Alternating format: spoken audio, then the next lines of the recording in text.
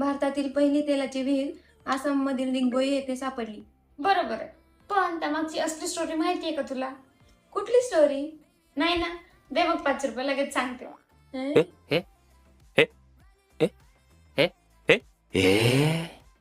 तुम्हाला पण ऐकायचे? चला फ्री मध्ये सांगते आणि फॉलो करा आणि व्हिडिओ शेवटपर्यंत बघा.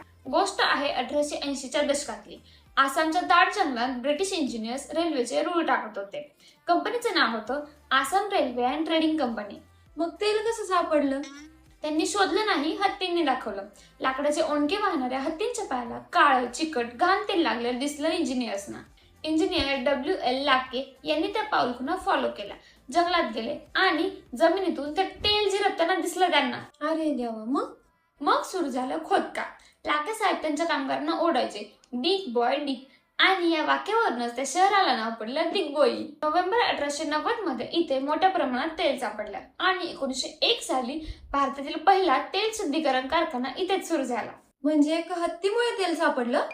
टेक्निकली हो. मला कमेंट मध्ये सांगा, तुम्हाला ही गोष्ट आधी माहित होती का?